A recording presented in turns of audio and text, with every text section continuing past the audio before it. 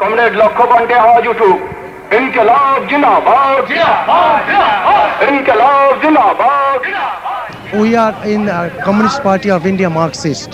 But in many other parts of the world, communist parties have lost power. We don't see red flags. We don't see hammer and sickle emblems like we're seeing here this evening. That's a very big issue, you see. But we believe, if we pursue the Marxist theory very seriously and very in a correct way, there's one day it will rule all over the world. Not only in West Bengal, not only in India, but throughout the world, it will rule. It's ruled in West Bengal since 1977. The Left Front, dominated by India's biggest communist party, the CPI-M, has won 4 successive elections, in this the 4th most populous state in India by the border with Bangladesh.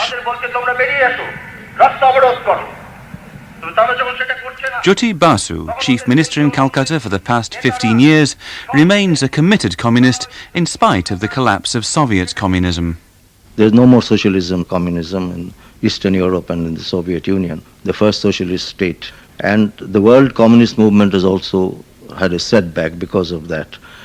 It was a shock for us, no doubt. But we say that, well, why should we give up? If we are convinced of the Marxist economics, Marxist philosophy and so on, we should learn from the mistakes and apply it in our own country, whatever conclusions we come to. West Bengal is now India's only red fort state, the last communist outpost. Ashok Mitra, a former state finance minister and hardline ideologue, says the failure of capitalism to solve India's problems is the guarantee of communism's future in West Bengal. You just take a look around and see the state of things. And the state of things have not been in the creation of the communists. These have been created by the capitalist manipulators sitting in Delhi and Bombay. And the more they continue to function in Delhi and Bombay, the greater will be the prospects of communism in our part of the country. But there's an enormous gap between communist rhetoric in West Bengal and political reality, an inconsistency which rivals on the left, such as Sumanta Hira, draw attention to. West Bengal has no socialism because they are running after power and money. So how I can say they are communist? Today's leaders are thinking of powers only. They try to retain their power at the cost of revolutionary perspective.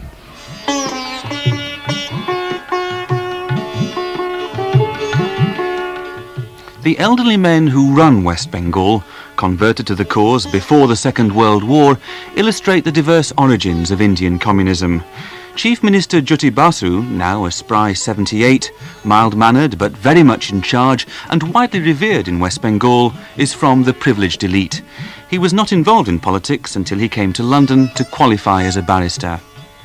When I was studying in England for law, I was in the Middle Temple there. And I think about 1.5 years after I reached London, I got in touch with the Communist Party of Great Britain, or the Communist Party of Great Britain got in touch with me and some others like me. Those were very momentous times.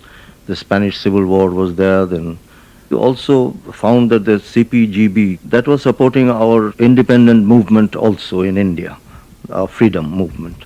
Anti-imperialism was the cornerstone of Indian communism. Marxists won over many of the most militant nationalists. Men such as Binoy Chowdhury, now in his 80s, a member of the CPI-M Politburo, and one of the key ministers in the Writers' Building, the Calcutta headquarters of the West Bengal state government. Formally, I joined the Communist Party in 1938 after coming out of the jail. But I am associated with it from 30s. But I took classes in Marxism and Leninism from 35 onwards in jail.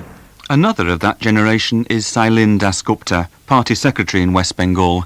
He joined in 1939, after several years as, in his own words, a dacoit, a terrorist, involved in one of the militantly anti-British groups then so strong in Bengal. Dacoity was mainly for collecting money, gold, etc. for purchasing arms. Those days were the last days of terrorism in West Bengal. And my cousin brother was associated with this. He recruited me to this job. After being released from jail, he said that I have changed my views it is our task to unite the peasantry and the working class to drive the British from India. The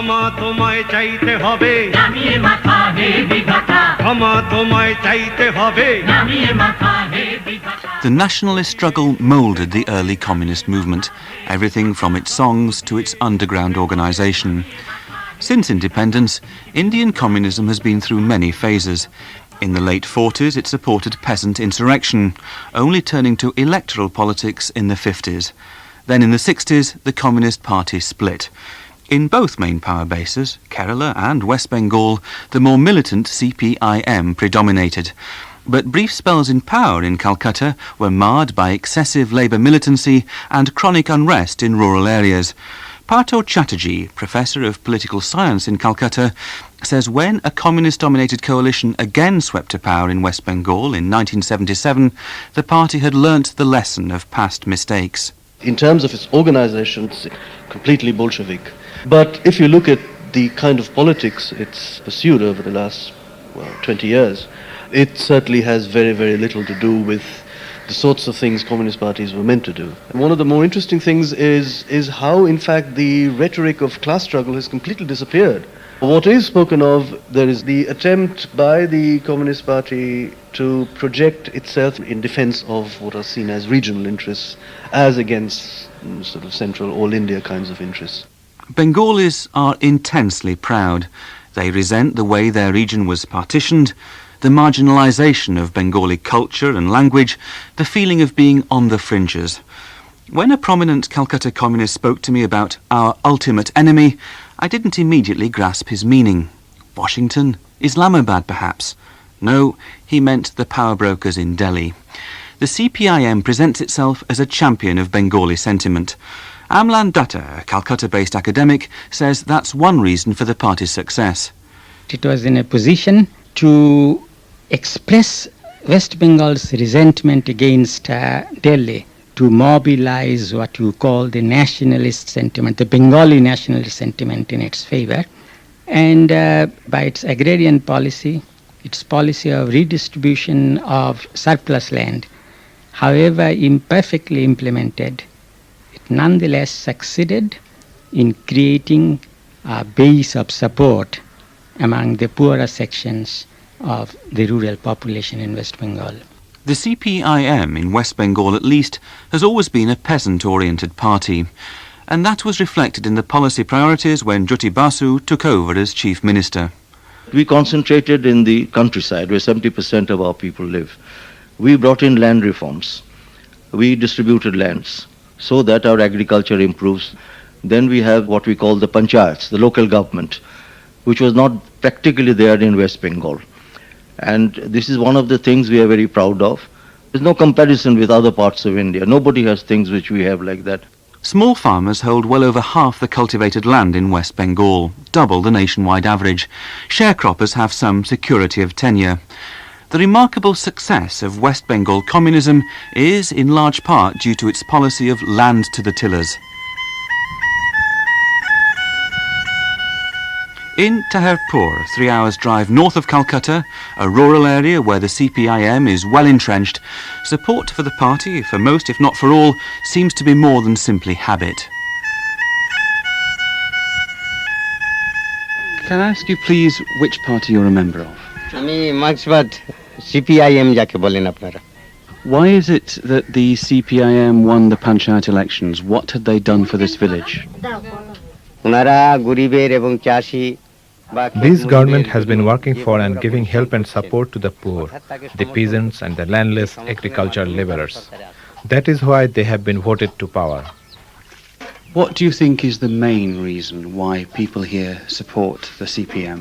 কারণ হচ্ছে এটাই যে এরা এই The reason is people in this area have realized that the CPI-M is closely associated with their lives and deaths. They see that our rival parties are only here during election times.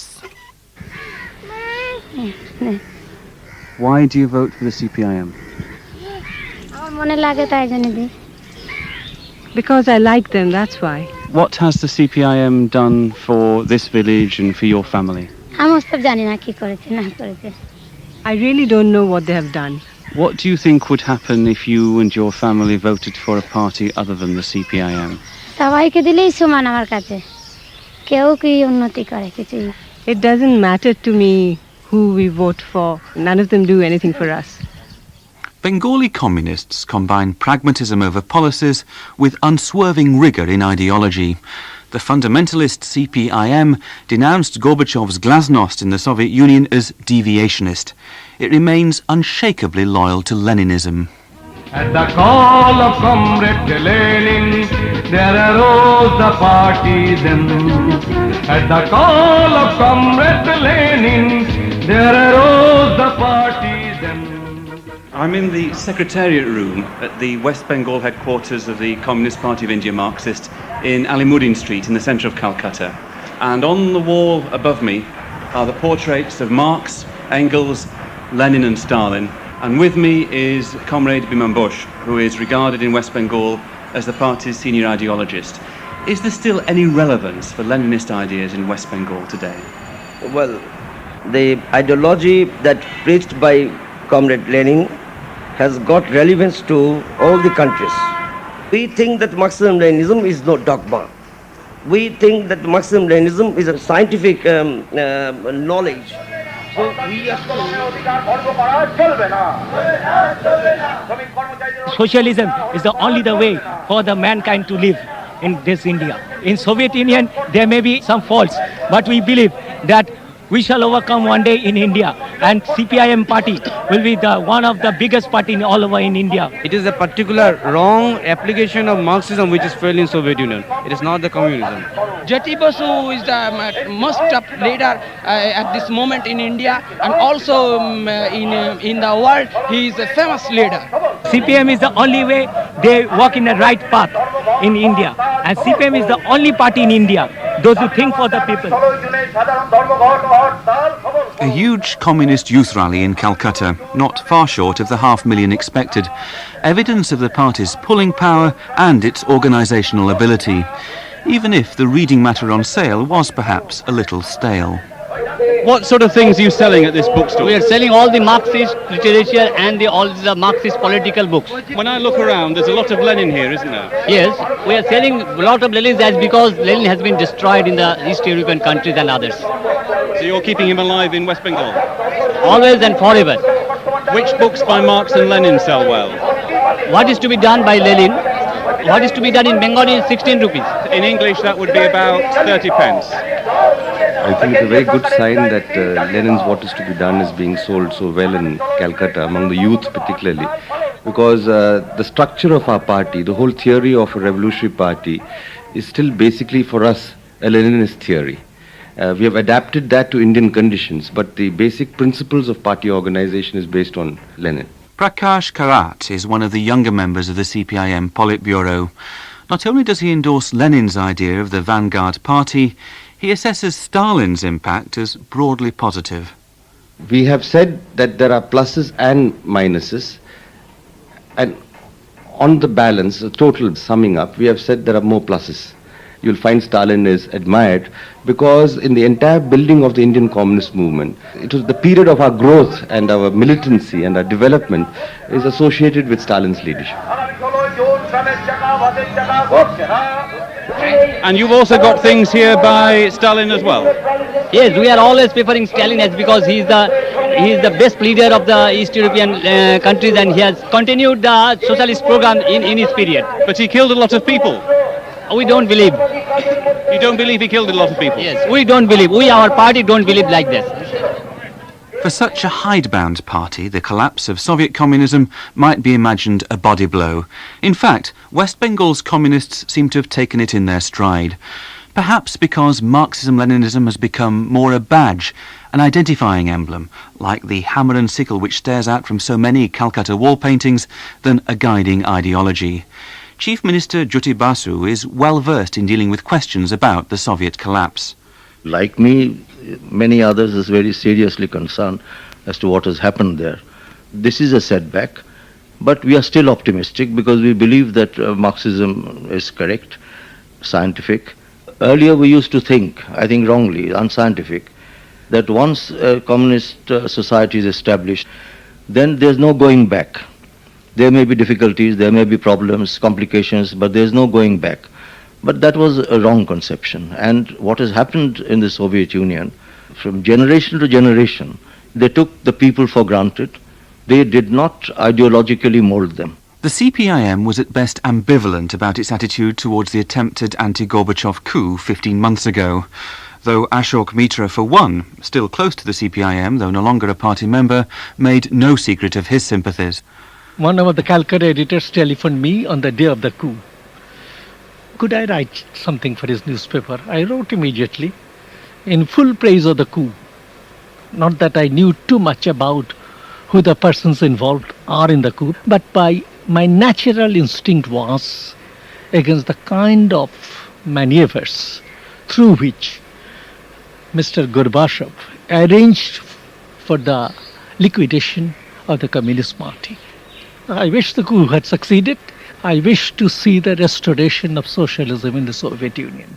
They continue today to be Stalinists in a way that reveals utter bankruptcy of thought. Most of them have simply ceased thinking. Amlan Dutta expresses what is a common sentiment among the Calcutta intelligentsia. It is a matter of great disappointment for me that Marxism in Bengal has produced very little by way of any original interpretation of Marx. It's really amazing because Bengalis pride themselves on being intellectuals among Indians.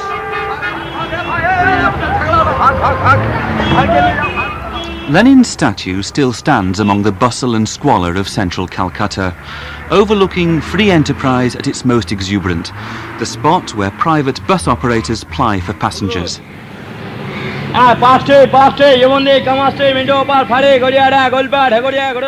There's little socialism apparent in West Bengal's economic policy. Indeed, the state government has dabbled in privatization. It's tried hard to attract private investment. Communist-run Calcutta is one of only 3 large Indian cities which gets its power from a private company. A company controlled by the magnate R.P. Goenka, a long-standing friend of the Chief Minister. Jyoti Basu I have known over 25 years. The Jyoti Basu which you see today is a different person.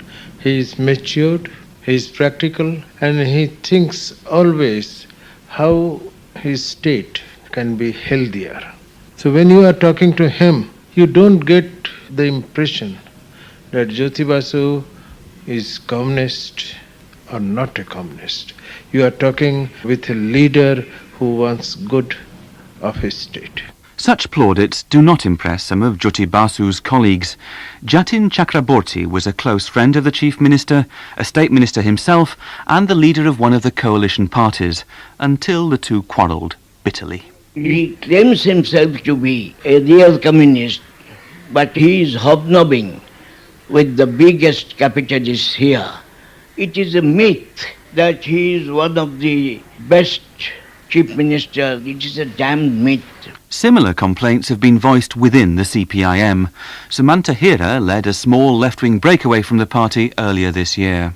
They are now totally utter social democrats. Even worse than social democrat. They are liar, they are reformist, revisionist. They are trying to stick to power at any cost. Today in CPI-M, there is no inner democracy. If anybody likes to criticize, he will be driven out from the party. These schisms are sometimes more to do with sharing out the spoils of power than the fine points of Marxist ideology. But there's evidence of electoral malpractice too. Swapan Dasgupta, an associate editor of The Telegraph, which, like most Calcutta papers, is anti-communist, was cheated of his vote in a State Assembly by-election this June. I went to the polling station at 7:30 in the morning. I found that someone had already voted on my behalf.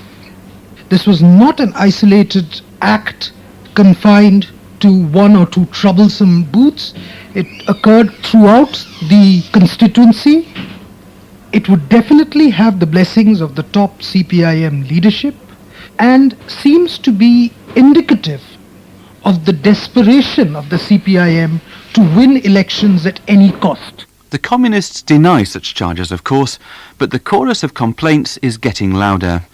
The CPI-M's grip on power in West Bengal has been helped by the incessant faction fighting within the local Congress party. But Mamata Banerjee, a Calcutta MP and minister in the central government, has reinvigorated Congress by her charismatic campaign against what she calls communist misrule. Definition of the democracy was the government of the people, by the people, for the people. But here the definition of the democracy is government of the Marxist, by the Marxist, for the Marxist. When the democratic government will be coming in the power, it should work for the people. They should not maintain their luxurious life. And I don't think this is a CPM rule, but it's a CPM misrule, totally CPM misrule in West Bengal. More tellingly, complaints about corruption are also coming from some of the CPI-M's partners in the left front. Geeta Mukherjee is a much-respected MP from the smaller communist party, the CPI. She says CPI-M leaders are becoming arrogant, remote and intolerant of criticism. Ours is a poor country. Our people's life is very poor. If they see that their own leaders are living in a grand style, in big houses, having a nice life, that is not very particularly appreciated. Are you thinking of Jyoti Basu? I don't want to take any name. Each one will ask himself or herself and will know the result. There are now 200,000 Communist Party members in West Bengal. Fully 90% have joined since the left front came to power. Some have been attracted by motives other than Marxism. Biman Bose at the party's Calcutta headquarters is responsible for weeding out the opportunists. We are all time screening the party members' quality and their activities. We are driving out many party members because of their non-communist character. They violate the party norms. They move with the alien philosophy, remaining in the Communist Party, which is not coherent with the communist principles and communist philosophy. Sometimes some of them become the self-seeker. This way we are cleaning party, and we have not given up the slogan of Mass Revolutionary Party. We have given the slogan that educate the new one and re-educate the old one. Even in the party's rural heartlands, the CPI-M is beginning to lose its reputation for being relatively uncorrupt. Dilip lives 60 miles north of Calcutta. He's not a party member, but he votes for the CPI-M. He suggests, however, that all is not well.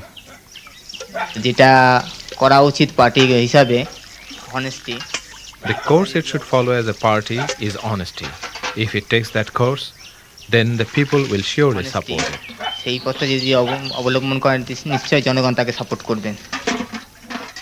West Bengal has proved relatively immune to the communal tension evident in so much of India, but it has succumbed to political tension, with the CPI-M on occasion apparently the guilty party. Kandua is a poor paddy field village west of Calcutta, deeply divided. The north side is CPI-M, the south supports Congress. In June of last year, the day after elections, villagers from the north side went on the rampage. That day, before we realized what was happening, CPI-M people came and attacked us.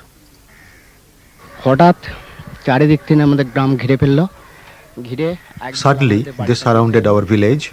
They came to my house. They called me names for voting for the Congress. The Congress electoral symbol is the hand, and they chopped off my hand.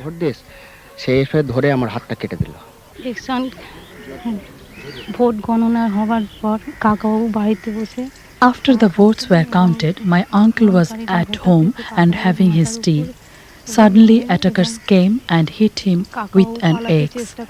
As he tried to escape, they threw a bomb at him and blew his leg off. I ran to my neighbors for shelter, but because I was being chased, they threw me out and I was molested on the veranda. She was raped because her uncle was a Congress member of the local panchayat. Making my way to the northern village, I asked a CPI-M supporter whether he could possibly condone such brutality. That day's incidents, it happened after the local election results were announced. The CPI-M boys were celebrating, but this was unacceptable to our opponents who were putting pressure on them to stop. There were arguments. This is the background to the incidents. The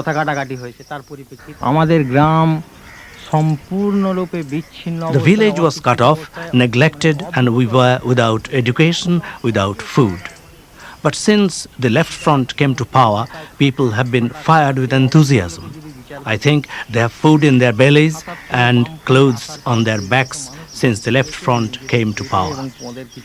And it's that loyalty to the CPI-M which appears to outweigh the abuses of power, the complaints about corruption, the discrepancy between ideology and policy. Communism, West Bengal style, seems likely to survive for some time yet. Certainly, Partho Chatterjee sees no sign of the CPI-M's regional power base eroding. In the rural areas, certainly one has the feeling that things have changed and will keep changing. I think the rural areas, I find it very, very hard to believe that the CPI-M would be ousted from its positions of power over the next 10, 15 years. I mean, it's very, very hard to see how that's going to happen.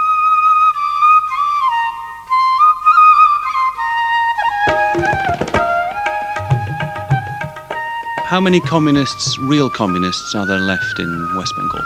There are thousands of dedicated individuals who provide the strength and nourishment for the party and the cause. The roots of the communist movement in the state are very strong and not easily to be uprooted. All the growth are not necessarily healthy. Having a big bulky body may be sometimes not so helpful for the health. They should take some lessons from the collapse of Soviet Communist Party. Main reason of the collapse was that it became somewhat alienated from the people. But in West Bengal, as elsewhere in India, personality and patronage is all important in politics. The Chief Minister has been adept at keeping his party and coalition together. Some doubt whether any successor could do the same. When Jyoti Basu will not be here in the party or in the Chief Minister, CPI will be collapsed like a house of cards. Why? Because they could not keep the party united. Not that Jyoti Basu shows the slightest intention of standing down. Well, as communists, as long as health permits and the brain is still there, functioning, we seem to continue.